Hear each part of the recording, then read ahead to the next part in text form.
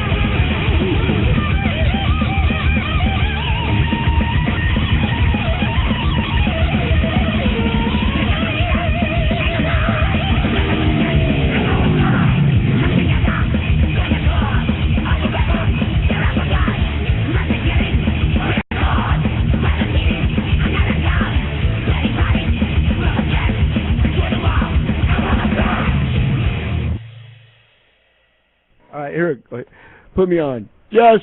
Here we are, Thrash Zone. I am here. I'm on fire.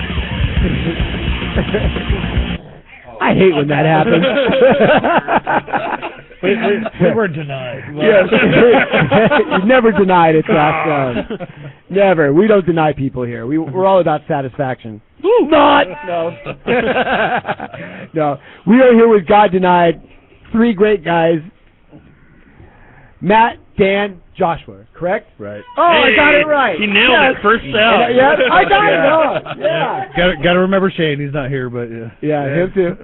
No, but I'm just I'm terrible with names. Once I know you, I'll know you for life, dude. But your name, just register. I think a couple of totally understand. That's all. You know how it is, right? Oh yeah. I bet you don't know my name.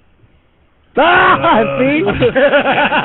man, you didn't give me long enough to think about that. Yeah. Godenied. These guys are really cool, man. Unfortunately, they only have 3 tracks that's on their demo, and that's all we have for this evening. But that's okay because we can still talk about the band. Matt, what did you want to bring up? You're on the spot. Oh, crap. Anybody? Here we go. Just once again, we're going to the studio March. The album will be coming out soon. Also, once again, want to give hails to my brothers and sisters in the NYDM worldwide. NFLAD, that's for sure. Yeah. And just look out for the shows. The February, March shows coming up. It's going to be a lot of fun. Especially the it's going to be February 15th. Yeah. Over at Katie O'Brien's. Man, that place is awesome. Fucking stiff pour. They got That'll be our first time playing there. 56 beers on tap, man. That place is awesome. 56, huh? Not too shabby. Haven't done that place yet. Yeah, and then 1 beer at a time. Yeah, right. 6 bottles of beer on the wall. Yeah. God, if we play last, we're gonna be all kinds of fun. We're gonna be fucked. Yeah. And then March 7th over at fucking Slabtown, it's a memorial for our brother Chris Hagen. You know, that died of a massive brain aneurysm. We're trying to get some money together for his family, and that is an all-ages show. All-ages show. Bring your kids. Yeah. Let us torment your kids for a couple hours. Yeah. That's really cool, man. I love the name Slabtown, though. I don't know. So do I. I get off on that name. It kind of Godenied and Slabtown. Yeah, the whole thing is just really cool, you know? The place is awesome. Awesome. And it's a great place to have such a benefit, too. Yeah, definitely. All right. You know, Slabtown. But, hey, I mean, whatever. It just reminds me of the studio here since we were an old morgue. This was formerly the morgue. Where seriously. Was it really? Yeah. This is formerly the morgue, where you're at right now. We're sitting on the slab right now. Smells like dead bodies in here. Yeah. Excuse me. This is where you end up, man. Right here. Coob Radio. This is where it all ends. That's all. We're cool with that. Right? If this is my hell, then I'm fine with that. Yeah, right? You know, one of my favorite movies is Hellraiser. Oh yeah, I love that movie. They're rebooting that, by the way. Fail. No, yeah. Oh, Clive Barker's writing it and everything. Is he really? Yeah, but Clive Barker can't even do Clive Barker, man. When he was doing the later Hellraiser movies, like, you know, he wasn't doing those later ones though. Yeah, those sucked. Dude. They were all different guys. Yeah, after the one where it was like a prequel where it started over again. The Bloodline. Bloodline, yeah. When they did Bloodline, that was the last good Hellraiser. Bloodlines was amazing, but after that, it was all crap. Yeah, I and agree. when they lost, what's his name, Pinhead, the actor's name. Who cares? Pinhead? Yeah. Yeah, I know who you're talking about. Yeah, I know totally who you're talking about. I forget his name right now, but I know it. Oh, that's about right. I know his name somewhere. The beers are flowing over here. I know. One of them. Let's think about it. One of them is Ashley Lawrence. Okay, that's the one that's on all the first 4. It's Doug Bradley. Yes, exactly. I knew it. No, and that's right. We were talking about this the other night. Yeah, Doug Bradley is coming back. Doug Bradley's coming back for that shit. Nice. It's going to be killer. The only Pinhead. Yeah. The guy who played him last sucked. Check this out. I don't want anyone to go anywhere because we're going to be back with Godenied. But first, I promise this, so I need to deliver this. And that is Kurt Brett of Dirty Rotten Imbeciles. His interview that we conducted right before the Portland show. Wayne, are you prepared for that? Mm-hmm. All right. And but before we do that, let me go ahead and grace us with a little bit of D.R.I. and I Don't Need Society. That's only 1 minute and a half, Wayne. So be ready to hit the play button. All right. Don't go nowhere. Here we go with some D.R.I. And for those of you that were there at the Hawthorne, that was a freaking killer show, man. The women were throwing it down. I gotta say right now, World of Lies and D.R.I. were kick ass. Gotta love Seriously. Lies. Oh my God. And love our brothers in Mortal Lives. The women of Portland impressed me so much, dude. April Jones was off the hook, stage diving and just like crazy. I mean, it was. That's just, what Tony Avila was saying. He said the whole show was just amazing. The women were just as bad as the men, dude. I swear to God, they were in the pit, dude, really throwing it down. I wanted to just give them 2 horns up. Hell yeah. And this is I Don't Need Society.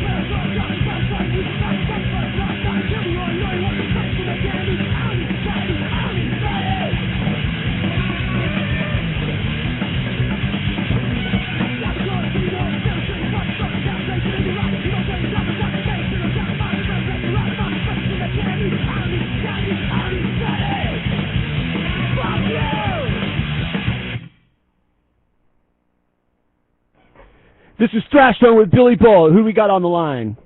Kurt Brecht, D.R.I. and P&D. P&D and D.R.I. Kurt Brecht. Kurt, you're going to be playing a show here in Portland.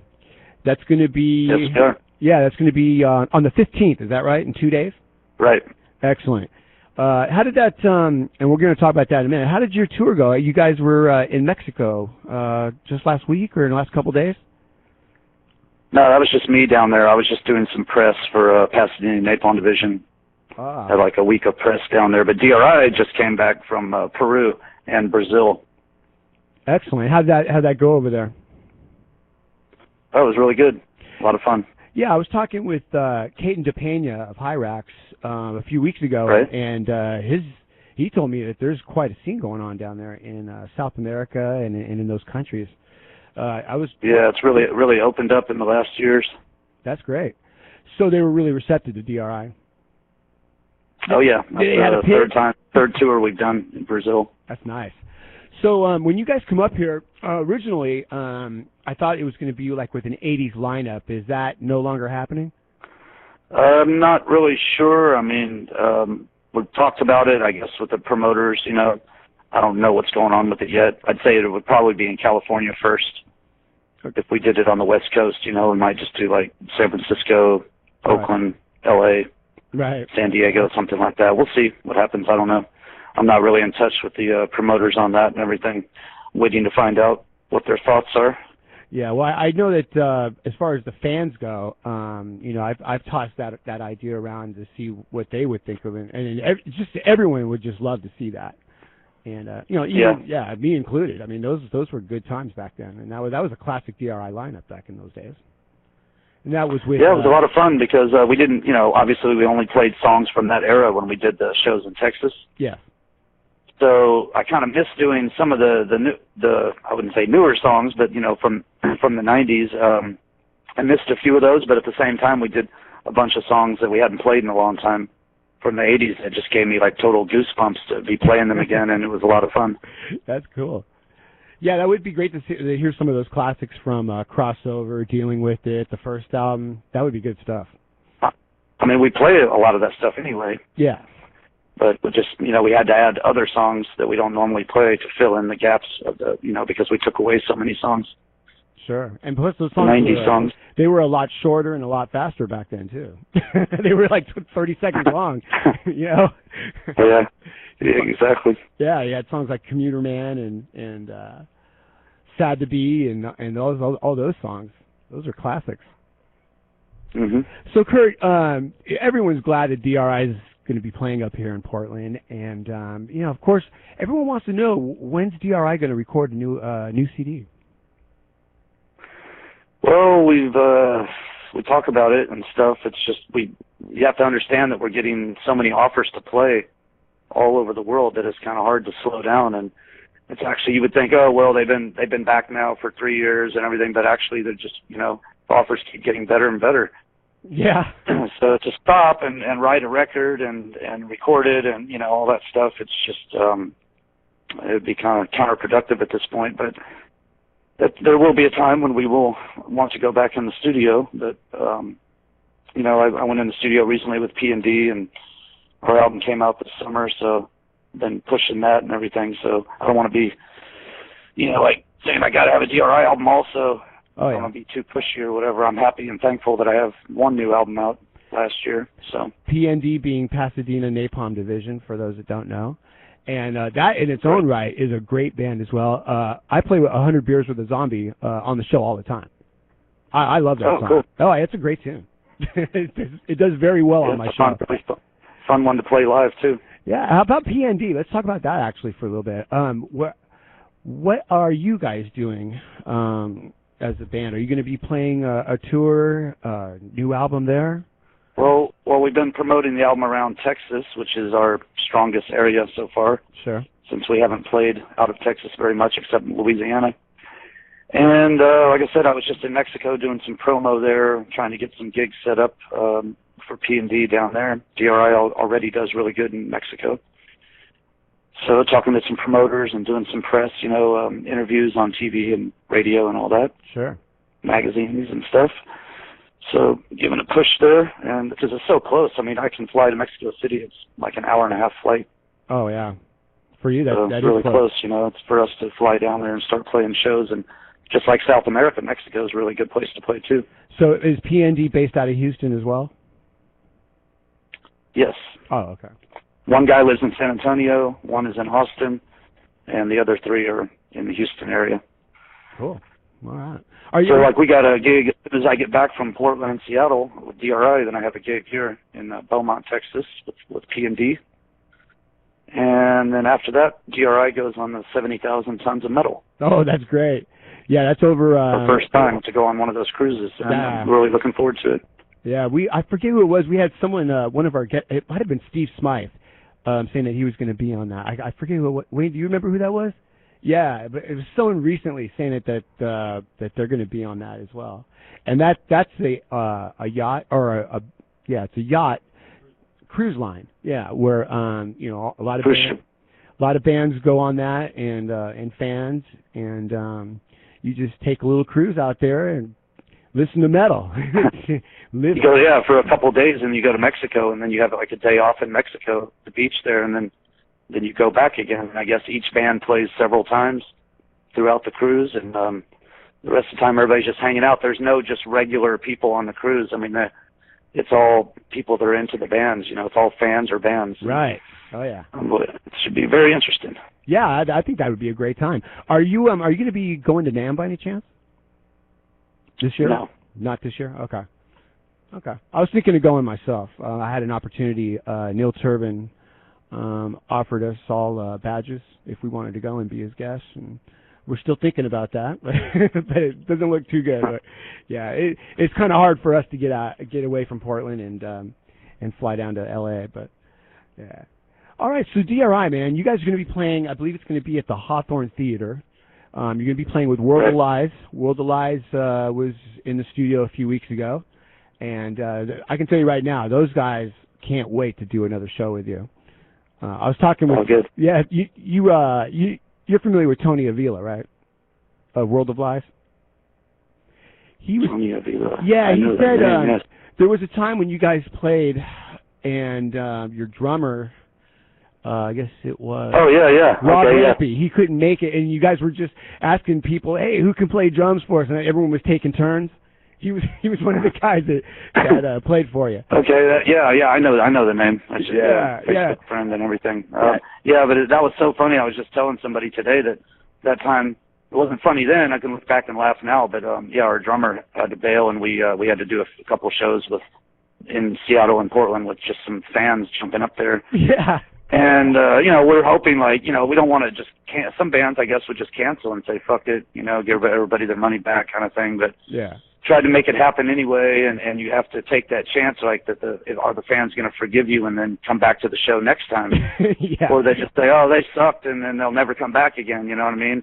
But we already played since then again, and it's like everybody forgave us, and everybody was there, and our drummer was back, and everything was okay. So that's good. Yeah, the last time you guys played in Portland, the line was literally around the block. I remember that. It was insane. Amazing. Yeah. So the fans are always going to come back, Kurt. People love D.R.I. What's that little club we always used to play I think it's the Satyricon. It closed down. Satyricon, yeah. Yeah, it's a classic place. That place, even though it's hot as hell. Yeah, it's a sweat bar, but I still miss it though. Yeah, they tore that down, and I guess it's some kind of apartment project now. But oh well. Good memories though. Yeah. Yeah. So Kurt, we were talking earlier, and you've written a couple of books, and can you tell us a little bit about that? Because I wasn't too familiar with that part of you. What books were? Well, back in when D.R.I. first started, and we were so poor and broke all the time and everything, and I saw other singers like Henry Rollins and others selling their books and writing books and selling them at the shows and stuff, and I thought, wow, man, I could put a little bit of extra money in my pocket and where I could actually eat, and stuff. And so we started. I started, compiling diaries, I guess you could say, and memoirs, my journals. And I put my first book, Notes from the Nest, my first real book, I guess you could say, that was, I'd done an actual bindery and all that stuff, was called Notes from the Nest. And it was the minimum amount of pages that they could do, so I was trying to get it done as cheaply as possible. Uh-huh. So it was the minimum amount of pages where they could still do that kind of binding or whatever. And they sold pretty good, and that was a mission accomplished, And after that, I was never totally broke where I couldn't eat and stuff. I always had making a little bit of extra money every day. So you upgraded and I from Top reprinted Ramen, right? several times and all that stuff. So no more Top Ramen? Right. Well, on tour, that would have been a luxury. Now on tour, you just have to eat it, like Circle K, 7-Eleven, stuff like that. Yeah, most of the time. The soup kitchen of that city. Yeah.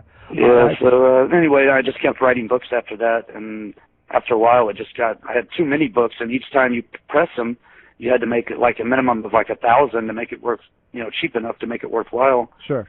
And pretty soon, my apartment was just stacked with boxes all the time, just wall to wall. Yeah. And each book of 4 of them, and thousands of them all over the place, and it was just got too crazy. So I eventually just sold them all, and now I recorded myself reading the book, and then it's like a book on CD.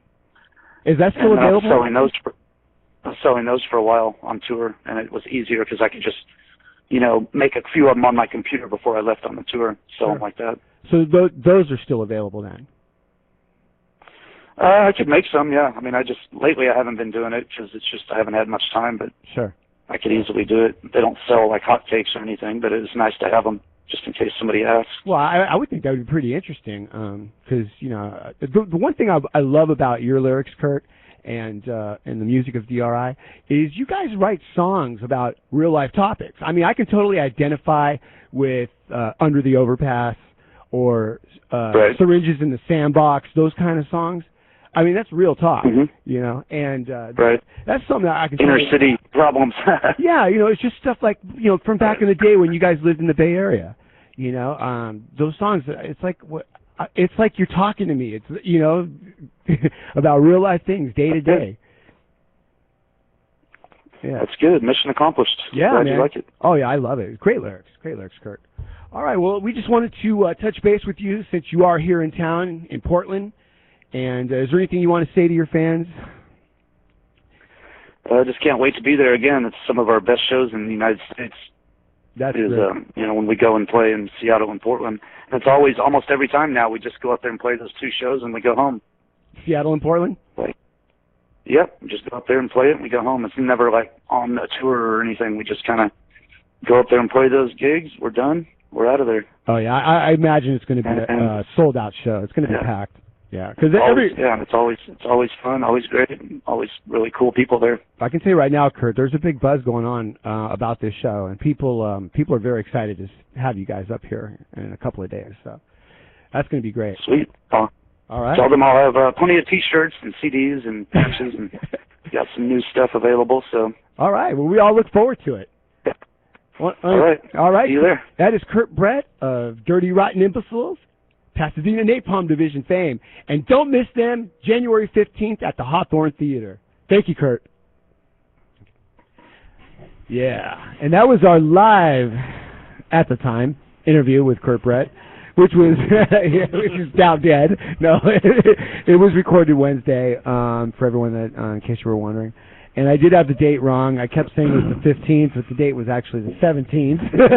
But I was so excited because I was talking to Kurt fucking Brecht, man. Right. So you got to forgive me. You got to love that. Yeah, I mean, look, man, as a vocalist, seriously, guys, that is like one of my idols. Right on. Kurt Brecht and Ozzy Osbourne is what got me to sing. Nice. You know, so to be able to know Kurt the way I do is such a treat. You know, because he's really cool, man. I'm so blessed to be able to have friends like Kurt Brecht. Right. All right, man. So we're here in studio with Godenied. We're going to wrap up the show because it's time to go home for some of us. Even though some of us are just waking up. Woo! It's just getting started. Yeah, I'm one of those, man. Creature of the night. Those of you in France, good morning. Yeah, and for Godenied, the party does continue at my house. All right. That's what I'm talking about. Yeah, and I just so we're going to keep Matt up till he has to go to work. There's always someone. Fucking 4 a.m. Yeah, no, my alarm clock goes off 5:30. But it's still fucking nice. Oh, that's late as fuck. That's fucking 6 hours from now, man. What are you worried about? Yeah, we're good. Yeah. So, Matt, what did you want to say? Any last parting thoughts for your fans? Yeah, hey, man, just love all the help and support. Love everybody that's got Godenied's back. Just come out and see the shows. I don't know, man. And that's that. NFLID.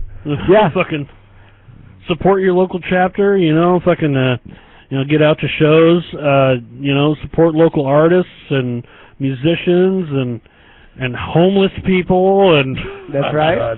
Get crackheads into rehab, like fuck, come on, let's bring our scene up. Come on, Dan, intervene on that. Dan, any last thoughts? Yeah, Jasmine, Bella, Angelica, I love you guys. All right. Yeah, I know Kelsey's in make bed. sure you're in bed. Yeah. Get your ass in bed. Get home before your ass is out in the doghouse. Right. All right, man. I want to thank everybody for listening to us tonight. I want to make sure that all of you are back here next week. We're going to have Betrayed by Weakness. We're going to have the album release of their newest record. It's going to be freaking off the hook. That's next week at www.coolradio.com. Thrash Show Monday night from 9 to 11. Thank you all for listening. Here's a couple of tunes. There's Separation of Sanity with Grinder. Stay metal.